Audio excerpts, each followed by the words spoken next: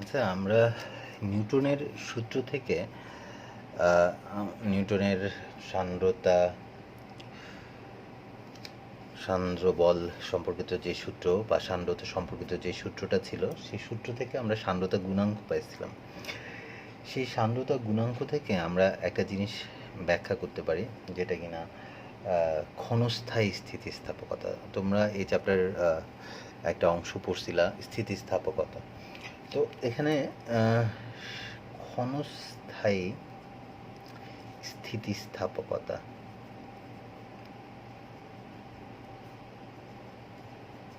ক্ষণস্থায়ী বা ওরা বলে ফিউজিটিভ ইলাস্টিসিটি। ফিউজিটিভ হচ্ছে ক্ষণস্থায়ী আর কি, ইলাস্টিসিটি।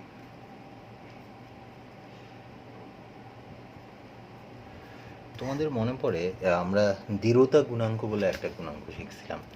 ভাই যদি এমন কিছু বলি যে যে আমরা এরকম কঠিনের ক্ষেত্রে এরকম দেখছিলাম, বলছিলাম যে কঠিনের এই নিচের দিকটাকে, যদিও ত্রিমাত্রিক ছবি আঁকছিলাম, ভাই দ্বিমাত্রিক করে আঁকতেছি। ভাই যদি এরকম বলি যে এই জায়গাটা স্থির করে রাখলাম, স্থির করে রেখে আমরা এখানে বল প্রয়োগ করলাম, মানে এটা আঠা দিয়ে আটকায় রাখলাম, আটকায় রেখে এরকম আনুভূমিকভাবে একটা বল প্রয়োগ করলাম। বল প্রয়োগ করলে যেটা দেখা যায় যে এটা শেপ পরিবর্তন হয়ে যায়। শেপ পরিবর্তন হয়ে যায় মানে কি, এটা এখানে চলে আসলো, এটা এখানে চলে আসে, এখানের মধ্যে এখান থেকে এখানে চলে আসলে এই পয়েন্টটা এখান থেকে এখানে যতটুকু আসবে, ধরো এখানে ধরো এক্স পরিমাণ আসলো, তার মানে কি এখান থেকেও এটা এক্স পরিমাণ সামনে চলে যায়। তো দেখা যায় এটা একটা মোচড় খায়, এরকম একটা মোচড় খায়, যেটাকে তোমরা মোচড় বিকৃতি বলছিলা, এরকম মোচড় খায়। এই যে থিটা কোণে মোচড় খেয়ে যায়। তো এই ডিস্টেন্সটা যদি ওয়াই হয়, তোমরা হচ্ছে বলছিলা টেন থিটা। টেন থিটা হচ্ছে কি লম্ব বাই ভূমি, মানে এক্স বাই ওয়াই এরকম। বা থিটা এখানে অনেক ক্ষুদ্র হয়, কারণ এখানে এক্সের মানটা অনেক কম। যে মোচড় খেয়ে গেছিলো, এটাকে মোচড় বিকৃতি বা পিন্তন বিকৃতি বা ব্যাবর্তন বিকৃতি বা কাঠিন্য বিকৃতি বলছিলা, যেটাকে থিটা দিয়ে প্রকাশ করছিলাম। Theta tan theta equal to theta হওয়াতে, থিটা খুব ক্ষুদ্র হওয়াতে এবং থিটাকে রেডিয়ানে প্রকাশ করলে আমরা টেন থিটাকে থিটা লিখতে পারি। তো থিটা ছিল কি এক্স বাই ওয়াই। তো এই বিকৃতির কারণে এখানে একটা পীড়ন সৃষ্টি হয় এফ, আর এটার যে ক্ষেত্রফলটা ছিল এই ক্ষেত্রফলে এই পীড়নটা সৃষ্টি হয়, এই ক্ষেত্রফলটাতে এফ পরিমাণ পীড়ন সৃষ্টি হয়। তাহলে এই ক্ষেত্রফলে এই সারফেসটাতে কি পরিমাণ বাধাদানকারী বল সৃষ্টি হয়েছিল বা প্রত্যয়নী বল এফ। তাহলে একক ক্ষেত্রফলে কি পরিমাণ প্রত্যয়নী বল বা বাধাদানকারী বল সৃষ্টি হয়েছিল এফ বাই এ। এটাকে তুমি বলছিল পীড়ন, এখানের মধ্যে এটাকে পীড়ন বলছিলা, কৃন্তন পীড়ন বা ব্যাবর্তন পীড়ন বা কাঠিন্য পীড়ন। তো পীড়ন এটা হচ্ছিল এফ বাই এ। এখন তোমরা বলছিলা কৃন্তন পীড়ন কৃন্তন বিকৃতির সমানুপাতিক, সেখান থেকে একটা কৃন্তন গুণাঙ্ক এন পাইছিলা। কৃন্তন গুণাঙ্ক, কৃন্তন গুণাঙ্ক বা দৃঢ়তা গুণাঙ্ক বা দৃঢ়তা গুণাঙ্ক বা কাঠিন্য গুণাঙ্ক। হ্যাঁ, একবারে লিখে দিচ্ছি, কাঠিন্য বা মোচড় গুণাঙ্ক, আকার গুণাঙ্ক, কাঠিন্য গুণাঙ্ক, এরকম অনেকগুলো নাম ছিল। আমরা এটা ভালো করে পড়ছিলাম একবার, এটাকে এন দিয়ে প্রকাশ করছিলাম। এন হচ্ছে কৃন্তন পীড়ন বাই কৃন্তন বিকৃতি, কৃন্তন পীড়ন বাই কৃন্তন বিকৃতি, কৃন্তন বিকৃতি, এটা হচ্ছে কৃন্তন গুণাঙ্ক। তো ভাইয়া যদি এটাকে দেখি, এটা হচ্ছে F by A, F by A divided by, এটা হচ্ছে কি F by A divided by theta, বা এটা বলতে পারো F by A divided by, এটা হচ্ছে লিখতে পারো এক্স বাই ওয়াই। কৃন্তন পীড়ন বাই কৃন্তন বিকৃতি। এখন এটা ছিল কৃন্তন গুণাঙ্ক, মানে এটা কঠিন পদার্থের বেলায় দেখা যায়, এটা কঠিনের ক্ষেত্রে কৃন্তন গুণাঙ্ক বা দৃঢ়তা গুণাঙ্ক বা কাঠিন্য গুণাঙ্কটা আমরা দেখছিলাম। এখন তরলের ক্ষেত্রে তুমি যখন দেখলা যে তরলের ক্ষেত্রে প্রবাহীর একটা স্তর, মানে ধরো এটা কঠিন, প্রবাহীর এখানের মধ্যে তরল আছে, তরলের এই স্তরটা যদি ভি বেগে গতিশীল হয়, এই বেগ এটা আর একটু বেশি বেগে গতিশীল হয়, কারণ এটা কঠিনের কাছাকাছিও আছে, তাই সে কম বেগে গতিশীল, তো এটা একটু বেশি বেগে গতিশীল। তাহলে এই স্তরটা থেকে নিচে যে স্তরটা আছে সে যে বেগে গতিশীল, উপরের স্তরটা তার থেকে এটা থেকে আপেক্ষিক বেগ হচ্ছে কি ডিভি, এই স্তর দুইটার মধ্যবর্তী দূরত্ব, ভাইয়া সংক্ষেপে দেখাচ্ছি ডিওয়াই দূরত্বে অবস্থিত দুইটা স্তর পরস্পরের সাপেক্ষে কি বেগে গতিশীল, ডিভি বেগে গতিশীল। তো এখান থেকে তুমি বেগের নতি বা বেগ অবক্রম বের করছিলা যে হ্যাঁ, ডিওয়াই দূরত্বে অবস্থিত দুইটা স্তর পরস্পরের আপেক্ষিক বেগ কত, ডিভি, তাহলে একক দূরত্বে অবস্থিত দুইটা স্তর পরস্পরের সাপেক্ষে ডিভি বাই ডিওয়াই বেগে গতিশীল, এটাকে বেগের নতি বা বেগের অবক্রম বলছিলাম। তাহলে আমি যদি এটাকে বলি, সেখান থেকে তুমি ভিসকাস, এখানে এটা সাপেক্ষে এটা যখন গতিশীল হয় তখন স্পর্শকীয় তলে এখানে একটা বাধা বল সৃষ্টি হয়েছিল, যেটাকে তুমি বলছিলে সান্দ্র বল এফভি, বা এটাকে এফ দিয়েও প্রকাশ করা যায়। তার মানে কি তোমার এফভি বা এফ এটা ছিল ইটা এ ডিভি বাই ডিওয়াই। এখন এখান থেকে আমি যদি ইটা মানে তোমার সান্দ্রতা গুণাঙ্ক এটা লিখি F divided by A DV by dy, এটা, বা আমি এটা থেকেই ভাই আরেকটু সাজায় লিখি, তাহলে তুমি আরও ভাই বুঝতে পারবা, F by A DV by DY. F by A এটাকে, এটা তো ভাই এটার সাথে মিলে যাচ্ছে, এফ বাই এ এখানে হচ্ছে ডিভি বাই ডিওয়াই, এটা হচ্ছে এক্স বাই ওয়াই, এটা হচ্ছে এফ বাই এ, এটাকে আমরা বলতে পারি স্পর্শকীয় পীড়ন, এটাকে আমরা বলতে পারি স্পর্শকীয় পীড়ন। আর ডিভি বাই ডিআই এটাকে বলে বেগের নতি এক্স বাই ওয়াই, বা এটাকে ডিএক্স বাই ডিওয়াইও বলে, মানে অনেক ক্ষুদ্র হয়তো তাই ডিএক্স বাই ডিওয়াই বলতে পারো।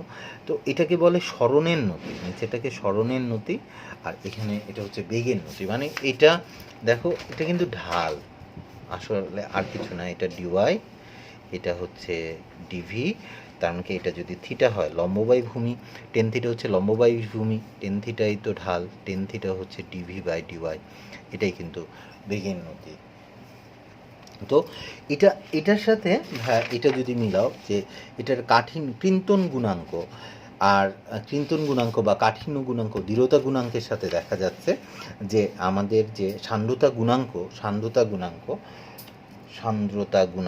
এটার মিল আছে, কৃন্তন গুণাঙ্কের সাথে সান্দ্রতা গুণাঙ্কের একটুখানি মিল। এটা ম্যাক্সওয়েল সবার প্রথম দেখছে, ও এটা বলতে ম্যাক্সওয়েল এটা দেখে বলল যে আসলে কঠিনে যেমন স্থিতিস্থাপকতা আছে বা সে যেমন দৃঢ়তা দেখাতে পারে, তেমন তরলও কি করতে পারে, তরলও কঠিনের মতো দৃঢ়তা দেখাতে পারে, মানে তার মাঝেও কিছুটা দৃঢ়তা আছে, সেও কিছুটা দৃঢ়তা দেখাতে পারে। তবে কঠিনের মতো তরল তো অত শক্ত না, তো তরলও দৃঢ়তা দেখায়, কিন্তু সে দৃঢ়তা দেখানোর পর কঠিনের দৃঢ়তা গুণাঙ্কের সাথে মিল দেখে ম্যাক্সওয়েল বলেন কঠিনের ন্যায় তরলেও কিছু পরিমাণ দৃঢ়তার অধিকারী, তবে তা ব্যাবর্তন পীড়নের প্রভাবে বারবার ভেঙে পড়ে, কিন্তু ব্যাবর্তন পীড়ন ক্ষণস্থায়ী হওয়াতে তরলে আবার ব্যাবর্তন বিকৃতি দেখা যায়, আবার তা ভেঙে পড়ে, এই প্রক্রিয়া ক্রমাগত চলতে থাকে।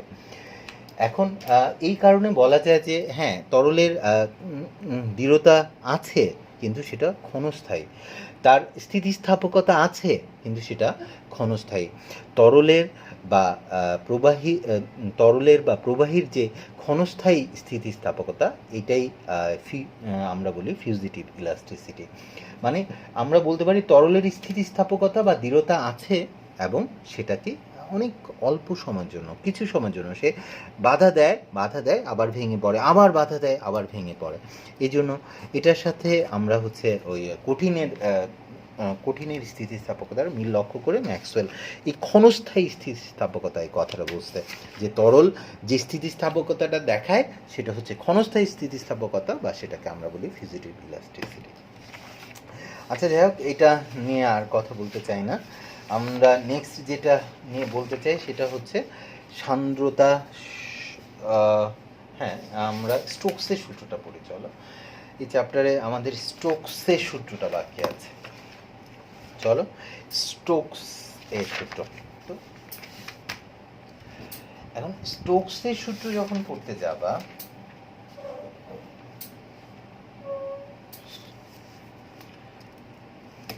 আমরা পড়তে চাই হচ্ছে স্টোকসের সূত্র।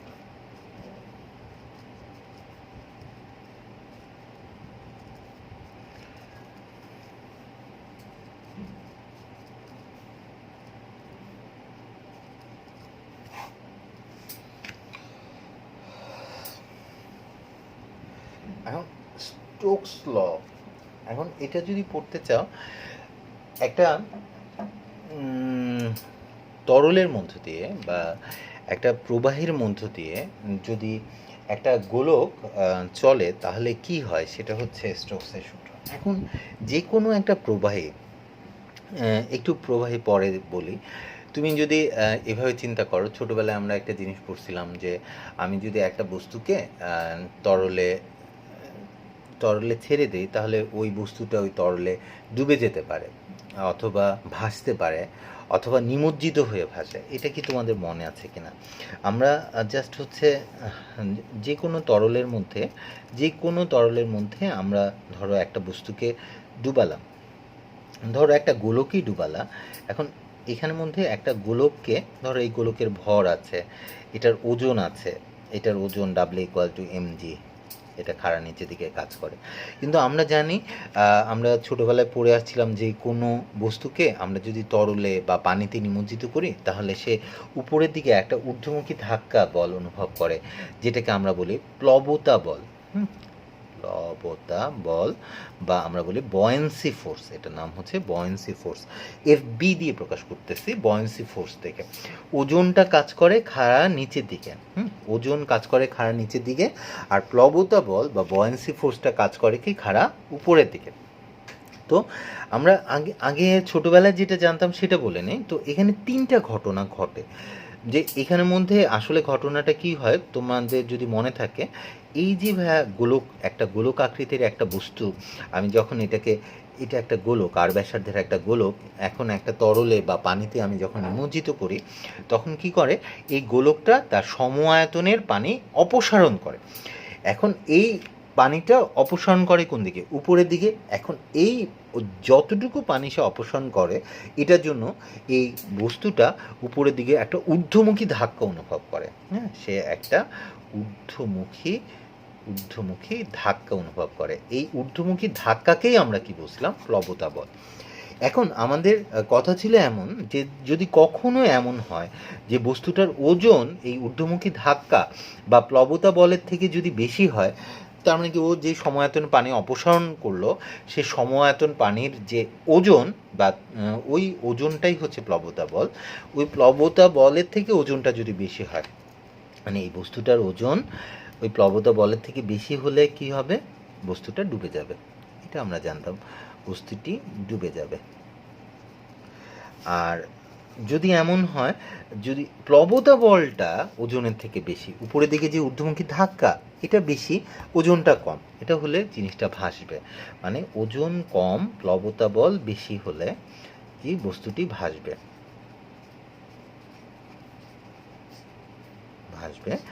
আর যদি কখনো এমন হয় ওজন আর প্লবতা বল যদি সমান হয়, WR/FB যদি সমান হয়ে যায়, মানে নিচের দিকের ওজন আর প্লবতা বল এই দুটো যদি সমান হয়ে যায়, তাহলে বস্তুটা নিমজ্জিত হয়ে যায়, ভাসবে।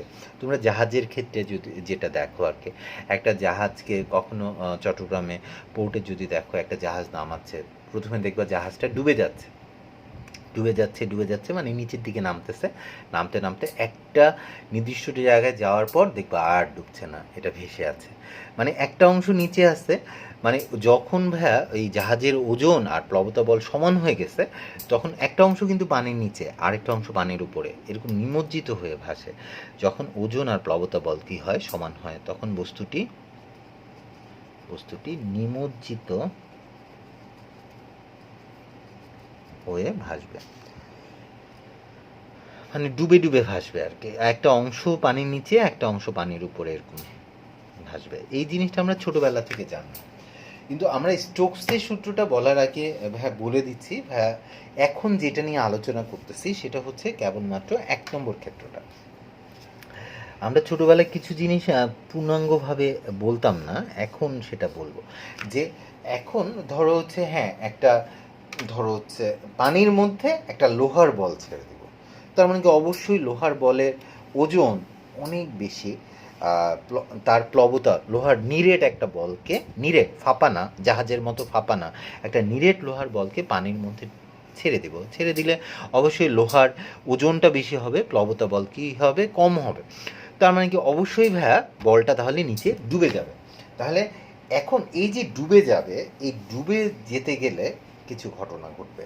এখন এই বলটা যখন নিচের দিকে পড়তে থাকবে তখন তো হ্যাঁ আমি শুধুমাত্র যদি এভাবে বলি যে আমরা স্টোকসের সূত্র শিখতে চাই, এটা ঠিক আছে। আমি আবারও মনে করা দিচ্ছি যে ভাইয়া এটা ধরো প্রবাহী, এই প্রবাহের মধ্য দিয়ে মানে প্রবাহী স্টোকস সাধারণত এমন প্রবাহী নিয়ে কাজ করছে যে প্রবাহীর প্রবাহী মানে এইখানে ধরো পানি নিলাম, তাহলে এই পানির গভীরতাটা যাতে অসীম হয়।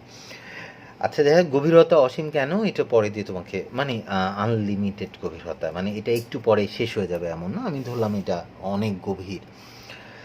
বা তুমি প্রশান্ত মহাসাগরের মারিয়ানা ট্রান্সে যে লোহার বলটা ফেলতে পারো, কোনো সমস্যা নেই, ওইটাই সবচেয়ে গভীর।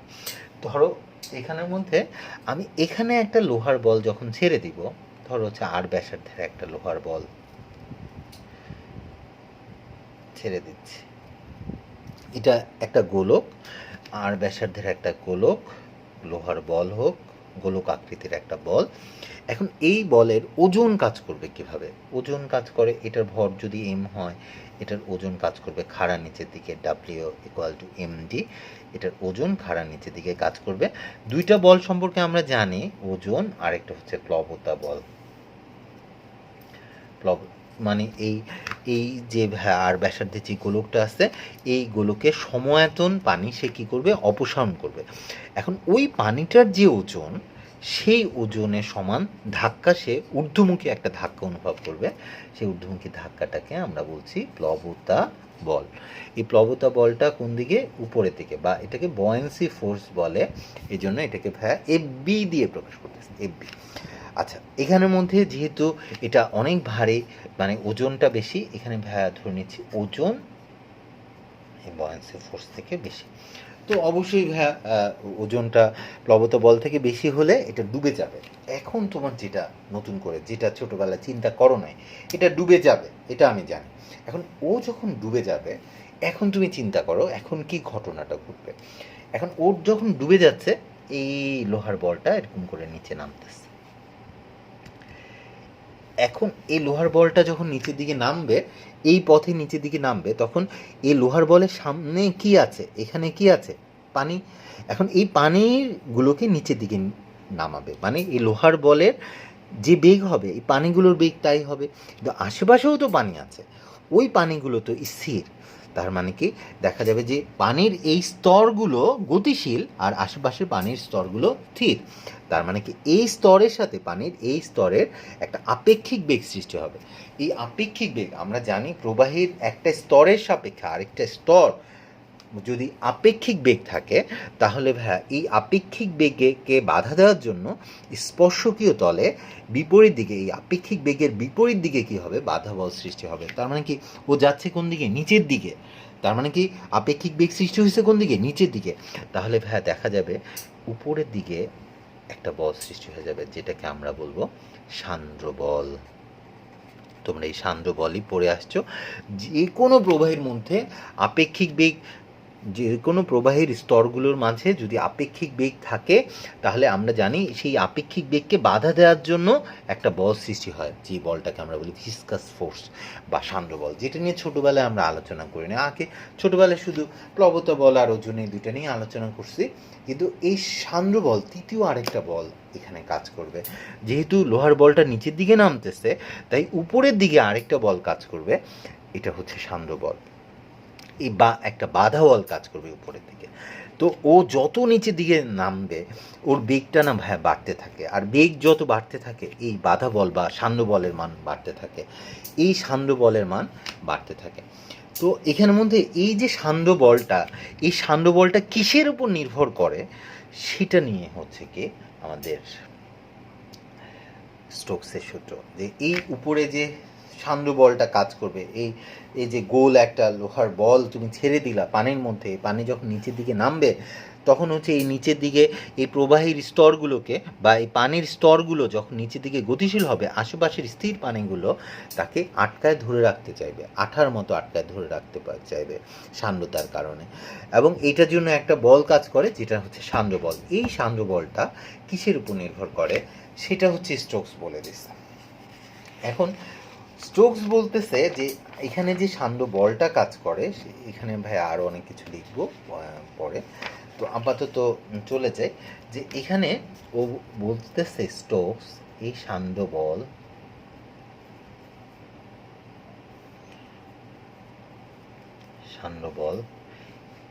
এফভি সান্দ্র বলটা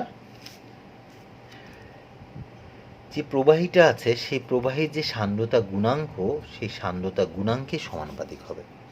সান্দ্র বলটা এফভিটা সান্দ্রতা গুণাঙ্কের সমানুপাতিক হবে, ও যখন 1 নম্বর সান্দ্রতা গুণাঙ্কের সমানুপাতিক যখন গোলকের ব্যাসার্ধ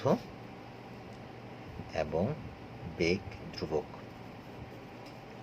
মানে যে কোনো একটা জিনিসের সাথে সম্পর্ক যখন নির্ণয় করবা বাকি সব কিছুকে কী রাখতে হবে, ধ্রুব রাখতে হবে। কারণ তুমি দেখো সান্দ্রতা গুণাঙ্ক যত বেশি হয় তত কি হবে, সান্দ্র বলের মান বা বাধা বলের মান বেশি হবে। কারণ ও পানির মধ্য দিয়ে যদি নিচের দিকে পড়ে তাহলে উপরে যে বাধা বল হবে, দুধের মধ্য দিয়ে পড়লে বাধা বল তার থেকে বেশি হবে, তেলের মধ্য দিয়ে পড়লে বাধা বল আরও বেশি হবে, মধুর মধ্য দিয়ে পড়লে বাধা বল আরও বেশি হবে, আর তুমি যদি আলকাত্রার মধ্য দিয়ে নিচে পড়ে বাধা বল আরও অনেক অনেক বেশি হবে। তার মানে কি যে তরলের সান্দ্রতা গুণাঙ্ক যত বেশি, আমরা সান্দ্রতা গুণাঙ্ক আজকে পড়ছি, তো আমরা জানি যে সান্দ্রতা গুণাঙ্কের মান যত বেশি হয়, সান্দ্রতা গুণাঙ্কের মান বেশি হলে সে তত বেশি আঠার মতো আটকায় ধরে রাখতে পারে। তাই ভাইয়া সান্দ্র বলটা সান্দ্রতা গুণাঙ্কের সমানুপাতিক বা সান্দ্রতা সহগের সমানুপাতিক। তার মানে কি সান্দ্রতা গুণাঙ্ক যদি বেশি হয় সান্দ্র বল বা বাধা বলের মান কি হবে, বেশি হবে। সান্দ্রতা গুণাঙ্ক যত বেশি হবে সান্দ্র ভিসকাস ফোর্সটা তত বেশি হবে, সান্দ্রতা গুণাঙ্ক যত কম হবে তোমার সান্দ্র বল কম হবে। এখন 2 নম্বর হচ্ছে কি এই যে এফভি যেটা সান্দ্র বল বা ভিসকাস ফোর্স সেটা নাকি গোলকের ব্যাসার্ধের সমানুপাতিক। ব্যাসার্ধের সমানুপাতিক যখন এটা ও বেগ ধ্রুবক থাকবে। মানে এখানের মধ্যে ওরা বলতে চাচ্ছে যে আমি যে প্রবাহের মধ্য দিয়ে পড়তেছে, একটা প্রবাহের মধ্য দিয়ে একটা গোলক পড়তেছে, গোলকটা যদি ছোট ব্যাসার্ধের হয়, অল্প ব্যাসার্ধের হয় তাহলে সান্দ্র বল কম হবে, আর গোলকটার ব্যাসার্ধ যদি বেশি হয় তাহলে সান্দ্র বলের মান বেশি হবে। কেন? কারণ ছোট্ট একটা গোলক যখন এই প্রবাহীর মধ্য দিয়ে পড়ে, তুমি দেখো এটা তো তরল, এই তরলের মধ্য দিয়ে বা পানির মধ্য দিয়ে ধরো এই লোহার বলটা পড়তেছে। এখন এই ছোট বলটা যখন পড়বে তখন এই ছোট বলটা পড়লে কি হবে, অনেক অল্প একটা জায়গা দিয়ে পড়বে, এখানে অনেক ছোট্ট একটা জায়গা দিয়ে এই বলটা পড়তেছে, তাহলে অনেক অল্প কিছু পানির স্তর নিচের দিকে গতিশীল হবে। আর অনেক অল্প পানির স্তর নিচের দিকে গতিশীল হওয়া মানে কি এই আপেক্ষিক বেগকে বাধা দেওয়ার জন্য অনেক অল্প পানি উপরের দিকে বাধা দিবে। কিন্তু এই বড় আর ব্যাসার্ধের গোলকটা যখন নিচের দিকে পড়বে দেখো কত বেশি পানির স্তর নিচের দিকে গতিশীল হবে, যেহেতু গোলকটা অনেক বড়, ও যখন নিচের দিকে পড়বে তখন রাস্তায় তো অনেক বেশি পানি পাবে, রাস্তায় অনেক বেশি পানি পাওয়াতে এই পানির সমস্ত স্তরগুলোই কিন্তু নিচের দিকে গতিশীল। তার মানে কি এত বেশি পানির স্তরকে নিচের দিকে গতিশীল হওয়াতে তাদেরকে বাধা দেওয়ার জন্য অনেক বেশি পানি স্তর কী করবে, উপরের দিকে বাধা দেবে, কারণ গোলকটা বেশি হলে ও অনেক জায়গা দখল করবে, অনেকগুলো স্তরের পানি নিচের দিকে গতিশীল হবে, তাকে বাধা দেওয়ার জন্য উপরের দিকে বাধাদানকারী বলের মানও কী হবে, অনেক বেশি হবে। তার মানে কি এটা ও বলার চেষ্টা করতেছে একটা গোলকের ব্যাসার্ধ যত বেশি হবে ভিসকাস ফোর্স বা সান্দ্র বলের মান তত বেশি হবে, বা ব্যাসার্ধ যত কম হবে সান্দ্র বলের মান তত কম হবে। স্টোকস এটা বুঝতে মানে ছোট গোলকে কম বাধা, বড় গোলকে বেশি বাধা। যত বড় গোলক হবে বাধা তত বেশি, ব্যাসার্ধ বেশি হলে কি গোলকটা বড় হবে, বাধা বলের মান বেশি হবে।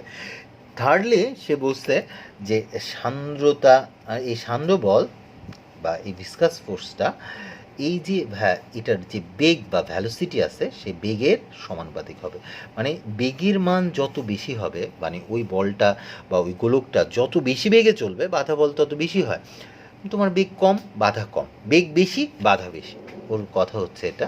তার মানে কি এখানেও কথা বলতে ইটা ও আর কি ধ্রুবক থাকতে হবে। তার মানে কি এই গোলকটার বেগ যত বেশি হয় বাধা বলের মান তত বেশি হয়, বেগ যত কম হয় বাধা বলের মান তত কম হয়।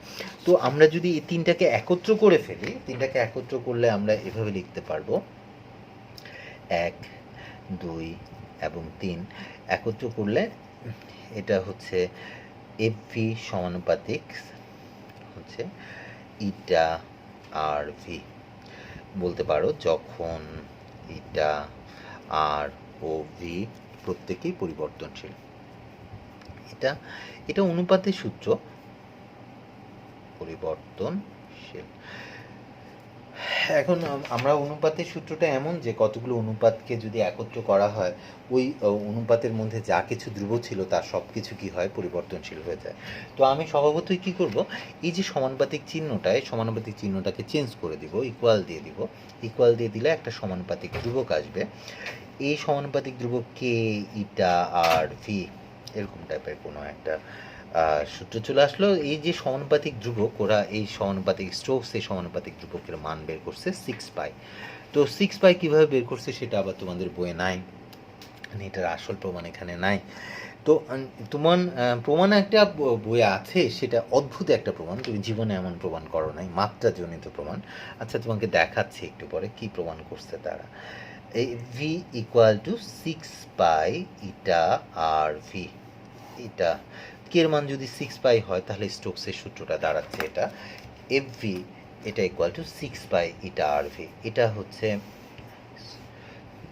সান্দ্র বল, ওই যে সান্দ্র বল কাজ করে এফ ভি হচ্ছে 6π ইটা আর ভি, এটা হচ্ছে সান্দ্র বল রাশিমালা। এখন হচ্ছে তুমি যদি বলো যে ভাই এটা প্রমাণ করতে হবে, এটা হচ্ছে আমাদের হচ্ছে মাত্রা দিয়ে এটার একটা প্রমাণ আছে। মাত্রা দিয়ে প্রমাণ কি, মাত্রা দিয়ে প্রমাণ যেমন হচ্ছে ওরা বল মাত্রা দিয়ে প্রমাণ করা, এরকম অদ্ভুত প্রমাণ যদিও আমরা কখনো করি নাই, তারপরও চলো আমরা মাত্রা দিয়ে যদি প্রমাণ করি, মাত্রার সাহায্যে স্টোকসের সূত্রের প্রমাণ, স্টোকসের সূত্রের প্রমাণ। মাত্রার সাহায্যে স্টোকসের সূত্র যখন ওরা প্রমাণ করে, যেমন হচ্ছে ওরা যখন বলছিল যে আমার সান্দ্র বলটা হচ্ছে কি সান্দ্রতা গুণাঙ্কের সমানুপাতিক, এটা তো ভাইয়া তোমাকে বলে দিচ্ছে। আসলে আমাদের তো এমন হয় সান্দ্রতা গুণাঙ্কের সমানুপাতিক, সান্দ্রতা গুণাঙ্কের বর্গমূলের সমানুপাতিক, বর্গের সমানুপাতিক, মানে এটার পাওয়ারটা যে 1 হবে সেটা কনফার্মলি সে না বলে বলছে যে এই যে সান্দ্র বলটা এটা সান্দ্রতা গুণাঙ্কের যে বর্গের সমানুপাতিক, সান্দ্রতা গুণাঙ্কের সমানুপাতিক নাকি বর্গমূলের সমানুপাতিক এগুলো জানি না, মানে এটার পাওয়ারটা কত জানি না। তেমন কি সান্দ্র বলটা সান্দ্রতা গুণাঙ্কের ধরো এক্স ঘাতের সমানুপাতিক, মানে যেটা জানি না সেটাকে এক্স ধরে নেই। তারপর মানে এখানে বাকি দুইটা জিনিস ধ্রুবক। তো এফ ভি সমানুপাতিক আর না বলে ও বলছে আর টু দি পাওয়ার ওয়াই এর সমানুপাতিক। তো 3 নম্বরটা হ্যাঁ এফ ভি সান্দ্র বল বা ভিসকাস ফোর্সটা বেগের পাওয়ারটা কত হবে, এটা জেড এর সমান, মানে একটা এক্স ধরে নিলাম আর একটা ওয়াই আর একটা জেড, মানে ধরো এটা কি বর্গের সমানুপাতিক কিনা, এটা বর্গমূলের সমানুপাতিক বা ঘনের সমানুপাতিক কিনা এটা জানি না, তাই এক্স ওয়াই জেড ধরে নিলাম। ওকে, এই তিনটাকে একত্র করা হয়ে গেল। তার মানে একত্র করলে তো ওই আগের মতোই পাবা, আগের মতো কি পাচ্ছ, আগের মতো পাচ্ছ এফ ভি সমানুপাতিক, এটা হচ্ছে এটা টু দি পাওয়ার এক্স আর R to the power Y আর V to the power Z, যখন সবাই ইটা আর ভি সবাই পরিবর্তনশীল। তো সবই আছে F V equal to K eta to the power X, R to the power Y, V to the power Z, এমন কিছু চলে আসছে। এখন একটু পর্যন্ত চলে আসলো, কিন্তু এর আগের মতো কিন্তু আমার সূত্রটা চলে আসে না। এরপর এখান থেকে এসে বলে যেহেতু এটা সমীকরণ, তাহলে বাম দিকের মাত্রা আর ডান দিকের মাত্রা কি হবে, সমান হবে অবশ্যই। তার মানে কি এখানের মধ্যে আসো বলের মাত্রা, তোমার বলের মাত্রা, তার মানে কি এখানে যেহেতু এটা ইকুয়েশন, বামে আসছে কি বল, বলের মাত্রা, তোমার বলের যা মাত্রা হবে, কে এর তো কোনো মাত্রা নাই, কে একটা ধ্রুবক, তারপর হচ্ছে ইটা টু দি পাওয়ার এক্স এর মাত্রা, ইটা to the power eta to the power x এর মাত্রা, আর টু দি পাওয়ার ওয়াই এর মাত্রা, আর টু দি পাওয়ার ওয়াই এর মাত্রা, আর V to the power Z এর মাত্রা, এই তিনটার গুণফল, আর এই বলের মাত্রা কি হবে, সমান হবে। এখন তোমাদের যদি মনে থাকে যে আমরা বলের মাত্রা তো জানি M L T minus two, M L T minus two, এটা হচ্ছে বলের মাত্রা। এখন আমরা ধরো সান্দ্রতা গুণাঙ্কের মাত্রা জানি M L minus one T minus one, এটার পাওয়ার আবার কত আছে, এটার পাওয়ার আবার আছে কত, এক্স, এটা টু দি পাওয়ার এক্স। আচ্ছা ঠিক আছে, থাকলো এটা টু দি পাওয়ার এক্স। আর আর আর হচ্ছে তো দৈর্ঘ্যের মাত্রা এটা এল, এটার পাওয়ার আছে আবার কত, ওয়াই। আবার বেগ হচ্ছে এল টি মাইনাস ওয়ান, এটার পাওয়ার আছে কত, আবার জেড। আচ্ছা থাকুক। এখন তার মানে কি M L T minus two, বাম দিকে তো এটাই থাকছে, এটা আমি সব একত্র করে ফেলছি হোল পাওয়ারটা, তাহলে M to the power X, L to the power minus X, T to the power minus X, L to the power Y, আর এখানে হয়ে যাচ্ছে টু দি পাওয়ার জেড আছে, তার মানে কি L to the power Z, T to the power minus Z.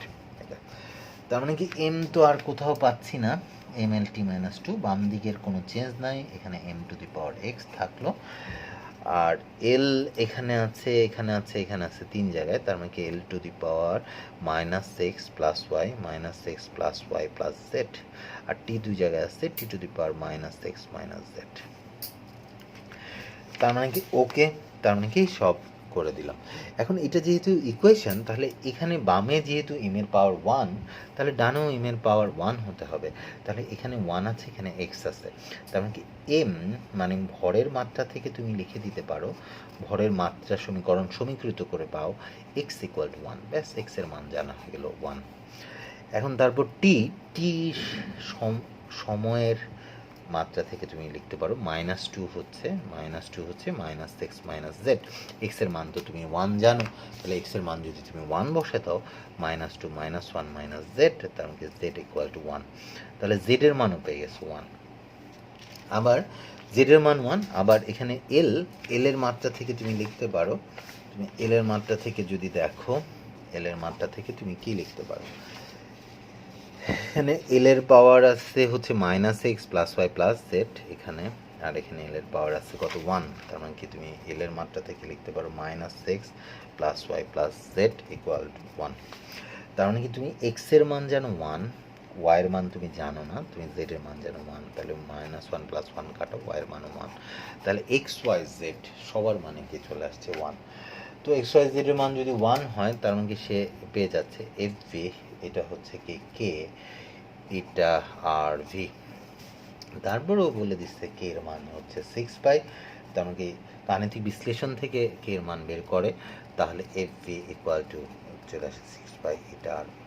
আসলে কিভাবে আসছে সেটার প্রমাণ আমার খুব একটা দরকার নাই, তুমি শুধু একটু ব্যাপার বুঝলেই হয় যে স্টোকসের সূত্রটা এটা, স্টোকসের সূত্র হচ্ছে এফ ভি মানে সান্দ্র বল, ওই গোলকের উপর কী পরিমাণ বাধা বল বা কী পরিমাণ সান্দ্র বল কাজ করবে, সেটা হচ্ছে সিক্স পাই এটা আর ভি। তোমাকে মনে রাখতে হবে স্টোকসের সূত্রটা তখনই কাজ করবে,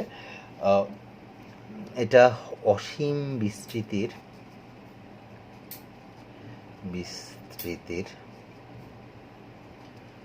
প্রবাহীর বেলায় ব্যবহার করা যাবে, প্রবাহের ক্ষেত্রে ব্যবহার করা যাবে, এটা অসীম বিস্তৃতির প্রবাহের ক্ষেত্রে কি করা যায়, ব্যবহার করা যায়, অসীম বিস্তৃতির প্রবাহের ক্ষেত্রে ব্যবহার করা যায়। এবং যদি গোলকটা অনেক বেশি দ্রুত চলে, তাহলে মাঝে মধ্যে এটা কিন্তু কি হয়ে যেতে পারে, অনিয়ত প্রবাহ বা অশান্ত প্রবাহ বা বিক্ষিপ্ত প্রবাহ হয়ে যেতে পারে। তো অনেক বেশি বেগে যাতে দ্রুত যাতে না চলে, মানে এটা অবশ্যই তোমার গতিটা, প্রবাহটা প্রবাহীর প্রবাহ স্রোত রেখা গতি হতে হবে। মানে স্রোতরেখা তোমরা যে স্ট্রিমলাইন মোশন বা ল্যামিনার ফ্লো যেটাকে বুঝছিলাম, অবশ্যই প্রবাহের প্রবাহটা স্ট্রিমলাইন মোশন হতে হবে বা স্রোতরেখা বা শান্ত প্রবাহ হতে হবে। যদি কোনো কারণে এটা টার্বুলেন্ট ফ্লো বা বিশৃঙ্খল প্রবাহ হয়ে যায় তাহলে আর এই সূত্রটা ভালো কাজ করে না, ভালো খাটবে না। তো এই দুইটা শর্ত আছে যে হ্যাঁ স্টোকসের সূত্রটায়। তো আমরা আবার আমাদের ফার্স্ট ছবিতে ফেরত চলে আসি। ফার্স্ট ছবিটা কি ছিল আমাদের? এখন কিন্তু আমরা এই এফপিটা জেনে গেছি। এই সান্দ্র বল মানে এই গোলকটা যখন নিচের দিকে পড়বে, আমার ওজন আর প্লবতা বল আমি বের করতে পারবো, ছোটোবেলার ধারণা থেকে বের করে ফেলতে পারবো, সমস্যা নাই। এই সান্দ্র বলটা জানতাম না, এখন এই সান্দ্র বলটা স্টোকস আমাকে বলে দিচ্ছে যে এই গোলকটার উপরের দিকে একটা বাধা বল কাজ করবে। সেই বাধা বলটা হচ্ছে 6π∗RV। 6π∗RV এই বলটা উপরের দিকে কাজ করে। 6π∗RV। আমরা শুধু একটু জানি না কের মান কেমনে 6π আসছে, ওরা শুধু বলে দিচ্ছে গাণিতিক বিশ্লেষণ করে কের মান পাইছে 6π। এটা ছাড়া আর সব কিছু জানি যে এটা হচ্ছে সান্দ্রতা গুণাঙ্ক। এখানে সান্দ্র বলটা যেই প্রবাহীর মধ্য দিয়ে পড়তেছে এই গোলকটা, এটা পানির মধ্য দিয়ে পড়ুক, যে কোনো তরলের মধ্য দিয়ে পড়ুক বা বাতাসের মধ্য দিয়ে পড়ুক, যাই পড়ুক, একটা প্রবাহের মধ্য দিয়ে পড়তেছে, সেই প্রবাহী সান্দ্রতা গুণাঙ্কের উপর নির্ভরশীল, এই গোলকটার ব্যাসার্ধের উপর নির্ভরশীল, আর কি ও যে বেগে পড়তেছে সেই বেগের উপর নির্ভরশীল। আচ্ছা, খুব ভালো কথা। এখন আমি যদি আবার এই ছবিতে ফেরত আসি তাহলে দেখো এখানে উপরের দিকে কয়টা বল, নিচের দিকে কয়টা বল। উপরের দিকে কাজ করতেছে প্লবতা বল, সান্দ্র বল, আর নিচের দিকে বল কাজ করতেছে ওজন। এখন একদম প্রথমে তাহলে উপরে দুইটা বল কাজ করতেছে, তাহলে উপরে কাজ করতেছে দুইটা বল, নিচে একটা বল। তো উপরে কাজ করতেছে হচ্ছে কি তোমার সান্দ্র বল, তাহলে ঊর্ধ্বমুখী বল হচ্ছে জাস্ট এফবি প্লাস এফভি। প্লবতা বল আর সান্দ্র বল এই দুইটা মিলে কাজ করতেছে উপরের দিকে, আর নিচের দিকে কাজ করতেছে শুধু ওজন। কিন্তু তারপরও একদম প্রথম অবস্থায় যেটা হয়, প্রথম অবস্থায় এই ওজন এককভাবে, এই ওজনটা এককভাবে এই দুইটা বলের থেকে কি হয়, বেশি হয়। প্রথম অবস্থায় দেখা যায় ওজন এই এফবি প্লাস এফভি, মানে তোমার এই প্লবতা বল আর সান্দ্র বল এই দুইটার মিলিত ফলের থেকেও ওজনের মানটা কি হয়, বেশি হয়। তো এই দুইটার থেকে যদি উপরের দিকে বলটা কম, নিচের দিকে বলটা বেশি, ওজনটা বেশি, তার মানে কি লব্ধি বলটা বা নিট বলটা কোন দিকে কাজ করবে? নিঃসন্দেহে তোমার নিট বলটা বা লব্ধি বল কাজ করবে কোন দিকে? নিচের দিকে। সামেশন অফ এফ বলে, মানে একাধিক বল কাজ করলেই তো আমরা নিট বল বা লব্ধি বল ব্যবহার করি। তাহলে তোমার নিট বল বা লব্ধি বল কোন দিকে কাজ করতেছে? নিচের দিকে কাজ করতেছে। আর তুমি জানো যেদিকে লব্ধি বল কাজ করে সেদিকে কি কাজ করবে? একটা ত্বরণ কাজ করবে। তাহলে নিচের দিকে কি কাজ করে? ত্বরণ এ, কারণ summation of F equal to M A বা F equal to M A, এটা তো মনে আছে। তাহলে নিচের দিকে যেহেতু বল কাজ করতেছে, তাহলে নিচের দিকে কি কাজ করতেছে? ত্বরণ কাজ করতেছে। একদম প্রথমে কিন্তু এখানে তার বেগটা কত ছিল? 0। কিন্তু এই ত্বরণের কারণে দেখা যায় যে এই গোলকের বেগ বাড়তে থাকে। এখন বেগ যদি বাড়তে থাকে, তুমি একটা জিনিস চিন্তা করো, এখানে কয়েকটা ব্যাপার তোমার বোঝার আছে। সে কয়েকটা ব্যাপারের মধ্যে 1 নম্বর ব্যাপার যেটা, এই ওজনটা কিসের উপর নির্ভর করে? ভরের উপর, এই গোলকটার ভরের উপর। এখন লোহার বলের ভর তো আর চেঞ্জ হয়ে যাবে না পানিতে ডুবানোতে, তাহলে ভর যদি না চেঞ্জ হয় ওজন চেঞ্জ হবে না। তাহলে এই ওজনটা না ধ্রুবক, এই ওজনটা কি হবে না? পরিবর্তন হবে না, এই ওজন হচ্ছে ধ্রুবক। উপরের দিকে কি কাজ করতেছে? প্লবতা বল। এখন এই প্লবতা বল কিসের উপর নির্ভর করে? প্লবতা বল নির্ভর করে এই গোলকটার আয়তনের উপর। এই গোলকটার আয়তন যত বেশি হবে সে তত বেশি পানি অপসারণ করবে, ওই পানির ওজন যত বেশি হবে সে তত বেশি ঊর্ধ্বমুখী ধাক্কা অনুভব করবে। তার মানে কি এটার আয়তন, একটা লোহার বলের আয়তন কি চেঞ্জ হয়? না, হয় না। তার মানে লোহার বলের আয়তন যদি পরিবর্তন না হয় তাহলে অপসারিত পানি আয়তন চেঞ্জ হবে না। তাহলে অপসারিত পানির আয়তন না চেঞ্জ হলে তার ওজন চেঞ্জ হবে না, মানে প্লবতা বলও চেঞ্জ হবে না। তাহলে আরেকটা ব্যাপার বুঝো, এখানে এই প্লবতা বল যেটা FB, এটাও না ভাইয়া ধ্রুবক, এটাও কনস্ট্যান্ট। তাহলে ওজনও ধ্রুবক, তোমার এই প্লবতা বল এটাও ধ্রুবক। এখন তোমার দেখার ব্যাপার এই সান্দ্র বল যেটা আছে FV 6π/RV, এটার কি হয়? দেখো 6π ধ্রুবক, এটা এটা হচ্ছে ভাইয়া যে প্রবাহের মধ্য দিয়ে পড়তেছে, যেমন পানির মধ্যে পড়তেছে, পানির সান্দ্রতা গুণাঙ্ক এটাও ধ্রুবক, আর হচ্ছে এই গোলকের ব্যাসার্ধ সেটাও ধ্রুবক। তাহলে কিন্তু ভি কি ধ্রুবক? এই গোলকটা যখন ত্বরণে চললে ভাইয়া যেহেতু নিট বল কাজ করতেছে কি নিচের দিকে, তার মানে কি নিট বলের দিকে, লব্ধি বলের দিকে কি কাজ করতেছে? একটা ত্বরণ কাজ করতেছে। ত্বরণ মানেই তো ভাইয়া বেগ বৃদ্ধি পাচ্ছে, তার মানে কি ত্বরণের কারণে বেগটা বাড়বে। তাহলে তোমার যে এই সান্দ্র বলটা না পরিবর্তনশীল। কেন? তোমার বেগ পরিবর্তনশীল হওয়ার কারণে তোমার এই সান্দ্র বল বা ভিসকাস ফোর্স এটা পরিবর্তনশীল। একটু বুঝলেই চলে, পরিবর্তনশীল। মানে তোমার প্লবতা বল ধ্রুবক, তোমার ওজন ধ্রুবক, কিন্তু তোমার এই সান্দ্র বলটা পরিবর্তন হচ্ছে। এখন পরিবর্তনশীল, এখন কিভাবে পরিবর্তন হচ্ছে এটা শুধু বোঝো, যে এখানের মধ্যে লব্ধি বল বা নিট বল কাজ করতেছে নিচের দিকে, তাহলে ত্বরণ কাজ করতেছে কি নিচের দিকে। ত্বরণের কারণে এটার বেগ না ভাইয়া বাড়তে থাকে। তাহলে এই গোলকটার বেগ যত বাড়তে থাকে, এখানে সান্দ্র বলের মান তত বাড়তে থাকে। আর সান্দ্র বল বা বাধা বলের মান যত বাড়তে থাকে, বাড়তে ধরো এমন জায়গায় আসছে, ধরো এটা যখন এখানে আসছে এই গোলকটা, আর ব্যাসার্ধের গোলকটা ধরো এখানে আসছে, এখানে আসার পর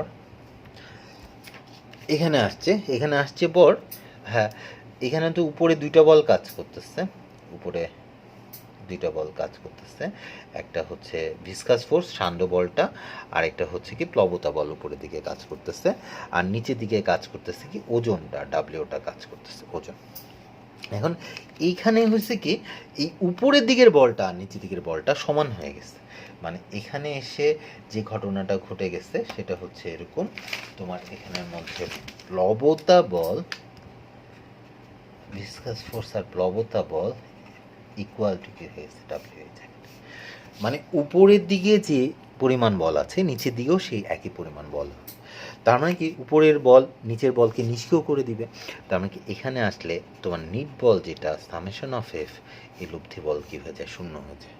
লব্ধি বল যদি শূন্য হয়ে যায় তাহলে তো ত্বরণ কী হয়ে যাবে? শূন্য হয়ে যাবে, আর ত্বরণ থাকবে না। তার মানে কি এখান থেকে একদম যেখান থেকে ছাড়ছো সেখান থেকে এই পর্যন্ত তার এই নিট বল নিচের দিকে কাজ করতেছিল লব্ধি বলের কারণে, এই লব্ধি বলটা নিচের দিকে কাজ করতেছে, যেদিকে লব্ধি বল কাজ করে সেদিকে ত্বরণ কাজ করে, তাই হ্যাঁ এটার বেগটা শূন্য থেকে বাড়তে থাকে, বাড়তে যখন এখানে আসছে লব্ধি বল শূন্য হয়ে গেছে, ত্বরণ শূন্য হয়ে গেছে, তাহলে কি এটা থেমে যাবে? না। তুমি জানো বাহ্যিক বল যদি না প্রয়োগ করো তাহলে স্থির বস্তু স্থির থাকবে, আর গতিশীল বস্তু সুষম দ্রুতিতে সরল পথে চলতে থাকবে। মানে এর পরের জায়গাটা সে কিন্তু এখানে বেগটা শূন্য ছিল, শূন্য থেকে বেগ বৃদ্ধি পেতে এখানের মধ্যে বেগ কত হয়েছে তার ভি। এরপরে পুরোটা জায়গা সে কী করবে? এই ভি বেগে চলবে। এই বেগটা কি হবে না, আর পরিবর্তন হবে না একদম। তুমি যদি বলো প্রশান্ত মহাসাগরের মারিয়ানা ট্রেন্সে রাখছো, এরপরের পুরাটা জায়গা সে এই ভি বেগ নিয়ে যাবে, আর তার কি হবে না বেগ, কারণ এখানে লব্ধি বল নাই, ত্বরণ লব্ধি বল শূন্য, ত্বরণ শূন্য। তার মানে কি তার বেগ যে বাড়াতো, বল কি করতো? ত্বরণ সৃষ্টি করতো, যে কারণে তার বেগ বৃদ্ধি পাইতো। কিন্তু এখানে বল তো শূন্য হয়ে গেছে, নিট বল শূন্য, ত্বরণ শূন্য, তাই আর বেগ বাড়ে না। এরপরে এখান থেকে একদম তলা পর্যন্ত সে ভি সমবেগে বা ধ্রুব বেগে সে কী করবে? একদম তলা পর্যন্ত যাবে। এই যে যখন নিটবল শূন্য হয়ে গেল, ত্বরণ শূন্য হয়ে গেল, এটা একটা নির্দিষ্ট বেগ প্রাপ্ত হলো, এই ভি বেগে এসে সম্পূর্ণ দূরত্বটা নিচে পড়লো, এই বেগটাকে আমরা বলি টার্মিনাল ভ্যালোসিটি। এটাকেই আমরা বলি প্রান্তবেগ, অন্তবেগ, এটাকে আমরা বলি অন্তবেগ বা প্রান্তবেগ বা প্রান্তিক বেগ, বা আমরা এটাকে প্রান্তিক বেগ বলতে পারি, বা টার্মিনাল প্রান্তিক বেগ বলে কেউ প্রান্তিক বেগ বা বলি টার্মিনাল ভেলোসিটি। আমরা এটাকে অন্তবেগ, প্রান্তবেগ বা প্রান্তিক বেগ বা টার্মিনাল ভেলোসিটি বলি। মানে এই গোলকটা যে বেগে নিচের দিকে পড়বে, আমাদের এই প্রান্তবেগ বা অন্তবেগ বা এই টার্মিনাল ভেলোসিটি, এটার রাশিমালা তোমাকে কী করতে হবে, বের করতে হবে। এই প্রান্তবেগ বা অন্তবেগ বা টার্মিনাল ভেলোসিটির রাশিমালাটা তোমরা এই ছবিটা বুঝতে পারছো। দেখো, এই রাশিমালাটা যদি বের করতে চাও, শুধু এই ব্যাপারটা বুঝতে হবে যে এখানে তিনটা বল আছে, একটা ওজন, একটা প্লবত বল আর একটা সান্দ্র বল। অলরেডি সান্দ্র বলের মান তুমি জানো, ভি হচ্ছে 6/8 RV। তার মানে কি তোমাকে ওজনটা আর প্লবত বলটা এই দুইটা যদি বের করে ফেলতে পারো, তাহলে কিন্তু এটা রাশিমালা বের করা তোমার জন্য কিছুই না। তাহলে চলো, এটা রাশিমালা বের করতে চাইলে, আমরা যদি এটা রাশিমালা বের করতে চাই, তাহলে এভাবে বলি, আমাদের অলরেডি একটা বল বের হয়ে গেছে, এফি, সান্দ্র বলটা বের করে ফেলছে। সান্দ্র বল বা ভিসকাস ফোর্সটা বের করা হয়ে গেছে, এটা হচ্ছে 6/8 RV, এটা বের করে ফেলছে। সান্দ্র বলটা তুমি বের করে ফেলছো। এখন সান্দ্র বলটা বের করা হয়ে গেলে, এখন নেক্সট হচ্ছে আমরা ধরো ওজন আর প্লবতা বল বের করবো। এখন তুমি খেয়াল করে দেখো, এই আর ব্যাসার্ধের একটা গোলক এটা ছিল। আর ব্যাসার্ধের গোলকের আয়তন কত? আর ব্যাসার্ধের গোলকের আয়তন, আর ব্যাসার্ধের গোলকের আয়তন, এর আয়তন এটা হচ্ছে ভি হচ্ছে 4/3 πr3। হ্যাঁ, এখন আর ব্যাসার্ধের গোলকের আয়তন, এখন একটা কাহিনী ব্যাপার হচ্ছে কি, তোমার ধরো হচ্ছে যদি এটা বলি, তোমার এই গোলকের একটা ঘনত্ব আছে। হ্যাঁ, তোমার এই এই যে লোহার বল, এটার একটা ঘনত্ব আছে, ধরো এটা হচ্ছে রো এস।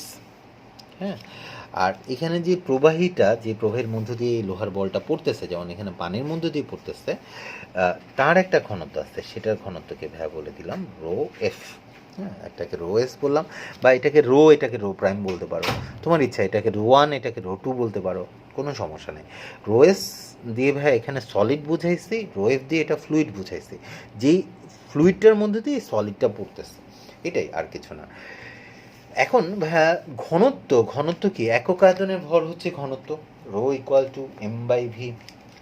তাহলে একক আয়তনের ভর যদি জানো, তার মানে কি এখানের মধ্যে রো আমরা জানি m/v, তার মানে কি m = ρv। তার মানে কি ভর বের করা খুব সহজ। তাহলে একক আয়তনের ভর, তাহলে এই গোলকটার ভর বের করে ফেলি। এটার ঘনত্ব যদি রোএস বলো, এই গোলকটার ভর বের করে ফেলতে পারবো। তার মানে কি এটার ভর হবে কি রোএস,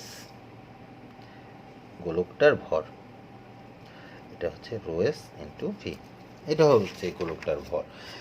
এখন তাই যদি হয়, তার মানে গোলকটার ভর জানো, তাহলে W = mg, তাহলে ওই গোলকটার ওজন কি হবে ms ইন্টু জি। তার মানে কি এটা হচ্ছে রোএস ভি ইন্টু জি। তার মানে কি আসল কথা কি, রো দিয়ে গুণ করলে ভর হয়ে যায়, আর জি দিয়ে গুণ করলে ওজন হয়ে যায়। ভি তো তুমি জানো, রোএস থাকলো, এটা 4/3 πr³ জি। ব্যাস, তোমার ডাব্লিউ বের হয়ে গেল। ওই গোলকটার ওজন কত? গোলকটার ভর বের করলে তো তার ওজন বের করা যাবে। এখন হচ্ছে প্লবতা বল বের করা, এই লাস্ট বল। এখন প্লবতা বল, ওই আর্কিমিডিসের সূত্র তো আমরা মনে আছে কিনা, ধরো হচ্ছে একটা লোহার গোলককে আমি পানিতে নিমজ্জিত করব। এখন দেখা যায় যে বায়ুতে তার ওজন যা থাকে, পানিতে তার ওজন কমে যায়। কেন? এই প্লবতা বলের কারণে কমে যায়। এখন প্লবতা বল জিনিসটা কি, আমি যখন এইটাকে পানিতে নিমজ্জিত করি, তখন এটা সম আয়তন, মানে এই গোলকটার সমান আয়তনের পানি সে কী করবে, অপসারণ করবে। ওই পানিটার যে ওজন হবে, সেই ওজনটাই হচ্ছে কি তার প্লবতা বল। এখন যদি পানি না হয় তেল হয়, সে তেল অপসারণ করবে, ওই তেলের যে ওজন হবে সেটা হবে প্লবতা বল। তার মানে কি, আমি যে একটা প্রবাহীর মধ্যে যখন এই গোলকটাকে নিমজ্জিত করব, তাহলে এই গোলকের সময়তন প্রবাহী কী হবে, অপসারিত হবে। ওই প্রবাহীর যে ওজন সেটাই হবে কি প্লবতা বল। তো আমার তাহলে এই গোলকের সময়তন তরল বা প্রবাহী সে কী হচ্ছে, অপসারিত হচ্ছে। তার মানে কি, আমার তো এই এত আয়তনেরই কি হচ্ছে, এই যে ভি 4/3, গোলকের আয়তন তো 4/3 পাই আর কিউব, এই আয়তনেরই প্রবাহী কি হচ্ছে, নিমজ্জিত হচ্ছে। ওই প্রবাহীর ভর বের করতে গেলে আমি হচ্ছে ওই প্রবাহীর ভর যদি বের করতে চাই, তাহলে ওই প্রবাহীর ভর এমএফ, এটা হবে কি রো এফ ইন্টু ভি। তার মানে কি, একক আয়তনের ভর, এই প্রবাহীর একক আয়তনের ভর হচ্ছে রো এফ, মানে কারণ এটার ঘনত্ব হচ্ছে রো এফ, ফ্লুইডের ঘনত্ব। তাহলে একক আয়তনের ভর রো এফ, তাহলে ভি আয়তনের ভর কি হবে, রো এফ ইন্টু ভি। তার মানে কি, এটাকে যদি জি দিয়ে গুণ করে দিই তাহলে তো ওজন হবে, আর এটার ওজনই তো প্লবতা বল। তার মানে কি, এটার প্লবতা বল বা বয়েন্সি ফোর্স হবে কি এমএফ ইন্টু জি, মানে ওই প্রবাহীর ওজন। তাহলে ওই প্রবাহীটার ওজন এমএফটা কি হবে, রো এফ ভিজি। তার মানে কি সব সেম। তার মানে এটা হবে কি রো এফ 4/3 পাই আর কিউব জি। তার মানে কি, ওজন আর প্লবতা বলের মধ্যে খুব সামান্যই একটু পার্থক্য দেখা যাচ্ছে। দেখো 2 আর 3-এর মধ্যে খুব সামান্যই পার্থক্য। একটা হচ্ছে ওজনের মধ্যে, এখানের মধ্যে যা সলিডের ঘনত্বটা নিতে হয়েছে, আর প্লবতা বলে যে ফ্লুইডটার ঘনত্ব নিতে হয়েছে। আর 4/3 পাই আর কিউব জি, 4/3 পাই আর কিউব জি সেম। তো এখনো মধ্যে আমরা যখন টার্মিনাল ভ্যালোসিটি বা অন্তবেগ বা প্রান্তবেগ কখন অর্জন হয়েছে, একদম শুরুতেই কি তুমি প্রান্তবেগ অর্জন করছো? না, যখন লব্ধি বল, এখানে তো লব্ধি বল শূন্য না, দেখা যাচ্ছে যে ও যত নিচের দিকে পড়তে থাকে ভিসকাস ফোর্স বাড়তে থাকে, মানে উপরের দিকের বলটা বাড়তে থাকে। দেখা যায় উপরের দিকের বল বাড়তে বাড়তে বাড়তে বাড়তে এই জায়গাটায় যখন আসছে, তো উপরের দিকের বল আর নিচের দিকের বল সমান হয়ে গেছে। যখন সমান হয়ে গেছে তখন নিটবল শূন্য হয়ে গেছে। নিটবল শূন্য হয়ে গেলে ত্বরণ শূন্য হয়ে যায়। তার মানে কি, আর বেগ বৃদ্ধি পায় না, সেই এই ভি বেগেই কী হয়, এরপরে নিচের দূরত্বটা অতিক্রম করে, মানে তার বেগ আর পরিবর্তন হয় না। তাহলে তার বেগ যে আর পরিবর্তন হচ্ছে না, ওই বেগটাই হচ্ছে টার্মিনাল ভ্যালোসিটি। তাহলে কখন টার্মিনাল ভ্যালোসিটি অর্জন করে, কখন অন্তবেগ অর্জন করে, কখন প্রান্তবেগ অর্জন করে, যখন সামেশন অফ এফ কি হয়, 0 হয়, বা যখন ত্বরণ শূন্য হয়। যখন ত্বরণ শূন্য হয়, এখন সেটা কখন হবে, যখন এই গোলকটার ওজন, মানে ওজন কাজ করতেছে নিচের দিকে, তোমার ভিসকাস ফোর্স প্লবতা বল এটা কাজ করতেছে উপরের দিকে, এটার মান সমান হয়, দিক বিপরীত হয়। তার মানে কি, এখানের মধ্যে তার মানে কি হবে, F V plus F B equal to W হবে, তখনই কেবলমাত্র এটা হবে। বা তুমি এক কাজ করো, এফ ভিটাকে ওদিকে নিয়ে নাও, এফ ভি হচ্ছে ডাব্লিউ মাইনাস এফ ভি। এটা তো আমি মান বসাই দিই, এফ ভি হচ্ছে, আমি যদি মান বসাই, এটা হচ্ছে 6 পাই এটা আর ভি। আর ডাব্লিউ যেটা, তোমার ডাব্লিউর মান যদি দেখো, ডাব্লিউর মানটা হচ্ছে কি রো এস 4/3 পাই আর কিউব জি। আর এখানের মধ্যে মাইনাস, এটা হচ্ছে রো এফ 4/3 পাই আর কিউব, 4/3 পাই আর কিউব জি, মানে এখানে সব সেম। এটা তাহলে কমন নিয়ে নিই, 4/3 পাই আর কিউব জি। যদি কমন নিয়ে নাও, তার মানে কি ব্যাপারটা এটা 6 ইটা আর ভি থাকলো, 6 ইটা আর ভি, এখানের মধ্যে 4/3 পাই আর কিউব জি, এটা যদি কমন নিয়ে নিই, তাহলে এখানে থাকতেছে রো এস মাইনাস এমন কিছু। তো এখানে দেখো কিছু জিনিস কাটা যাচ্ছে, 6 আর 4 কাটাকাটি যাচ্ছে, 2 দিয়ে কাটাকাটি করে দিলাম, পাই কাটা যাচ্ছে, এখানে আর আর কিউব কাটা যায়, এখানে আর স্কোয়ার থাকতেছে। তাহলে যা থাকছে সেটা লিখে ফেলি, এটা 3 ইটা ভি, এটা হচ্ছে 2/3 R square G rho S minus rho F.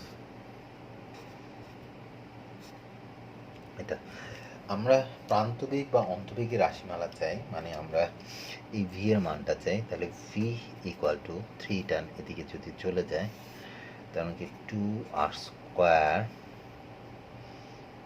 G rho S minus rho F divided by 9 এটা।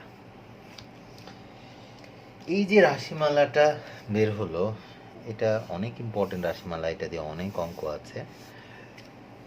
2r² যে rho S minus rho F into 9 এটা, এটাই হচ্ছে প্রান্ত বেগের রাশিমালা, প্রান্তিক বেগ বা প্রান্ত বেগ বা অন্তবেগের রাশিমালা।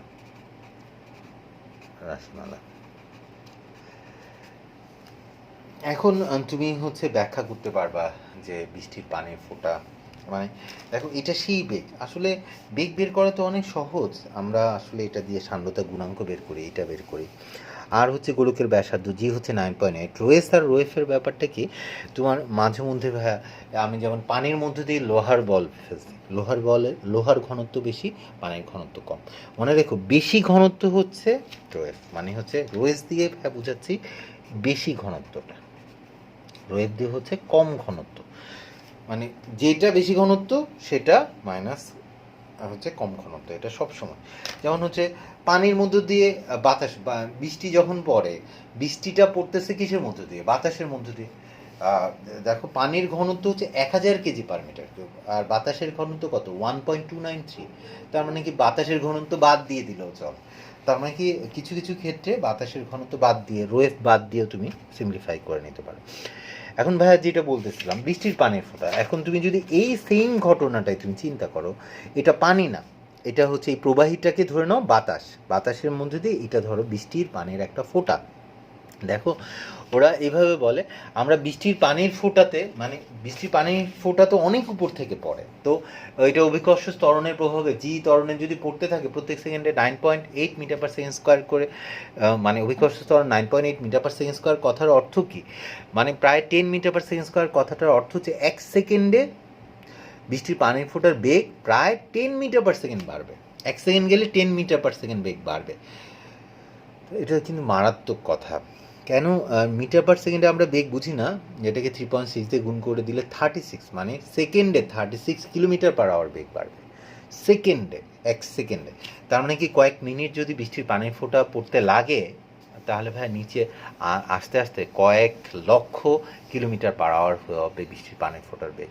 তার মানে কি তুমি বৃষ্টিতে এত আনন্দ নিয়ে ভিজতে যাও, তাহলে ভিজতে যায় দেখা যাবে ঝাঁঝরা হয়ে আসছো, মানে ছাঁকনি হয়ে চলে আসবে, বুলেটের মতো এটা তোমাকে বিধে এফোর করে দিত। কিন্তু আমি তো বৃষ্টিতে পানিতে ভিজি, কই আমি তো ফুটা হয়ে যাচ্ছি না, কেন যাচ্ছি না? এটার কারণ তুমি এখন ব্যাখ্যা করতে পারো, কারণ বৃষ্টির পানির ফোঁটা যখন নিচের দিকে পড়তেছে, প্রথমে ওই বৃষ্টির পানির ওজন কাজ করতেছে নিচের দিকে, উপরের দিকে প্লবতা বল আর কি সান্য বল কাজ করতেছে। প্রথম দিকে ওজন বেশি দেখে এখানে লব্ধি বলটা নিচের দিকে কাজ করতেছে, ত্বরণ নিচের দিকে কাজ করতেছে, মানে প্রথম দিকে বৃষ্টির পানির ফোঁটার বেগ বাড়তে বাড়তে একটা সময় যত নিচের দিকে বেগ বাড়তে থাকে, সান্য বলের মান বা বাধা বলের মান বাড়তে থাকে, বাধা বল বাড়তে বেগ বাড়লে বাধা বল বাড়ে, সান্য বল বাড়ে, সান্য বল বাড়তে একটা সময় সান্য বলের মান, মানে বাধা বলের মান আর প্লবতা বল উপরের দিকে কাজ করতেছে, ওজন এই উপরের দিকের বলটা নিচের দিকের বলটা সমান হয়ে যায়, মানে লব্ধি বল শূন্য হয়ে যায়। যখন নির্বল শূন্য হয়ে যায়, ত্বরণ শূন্য হয়ে যায়, তখন তার বেগটা কি হয়ে যায়, ধ্রুব হয়ে যায়। এরপর সে ধ্রুব বেগে এর পরবর্তী দূরত্বটা অতিক্রম করে, মানে একটা নির্দিষ্ট সময় পর বৃষ্টির পানির ফোঁটার বেগ বৃদ্ধি পায়, তারপরে আর পানির ফোঁটার বেগ বৃদ্ধি পায় না, সে ধ্রুব বেগে বা সমবেগে পুরো দূরত্বটা অতিক্রম করে এসে আমাকে আঘাত করে। আর যদি প্রতি মুহূর্তে তার বেগটা বৃদ্ধি পেত, তাহলে কিন্তু আসলে ওই ঝাঁঝরাই হয়ে যেতে হতো আমাকে। এরকম বিভিন্ন জিনিস ব্যাখ্যা করতে পারো। আর মনে রেখো বাতাসের ঘনত্বের বেলায় তুমি চাইলে রো এফটা বাদ দিয়ে 0 বানিয়ে নিতে পারো, কোনো সমস্যা নেই, এখানে রো প্রাইম লিখতে পারো, কোনো সমস্যা নেই। মনে রেখো এটা বেশি ঘনত্বটা, এটা কম ঘনত্ব। প্রবাহী যদি খুব হালকা হয় বা বাতাস হয় বা গ্যাস হয়, তুমি চাইলে এই ঘনত্বটাকে নেগলেক্ট করতে পারো। এটা দিয়ে এই সূত্র দিয়ে তোমার অঙ্ক পরীক্ষা আসতে পারে, এটাই সবচেয়ে ইম্পর্টেন্ট সূত্র এই অংশটার। তো ওকে, আমাদের আসলে এই চ্যাপ্টারটা সম্পূর্ণভাবে শেষ হলো। ম্যাথগুলো তোমরা সব করে নিও বেশি। ওকে, আজকে এখানে শেষ থাকলো।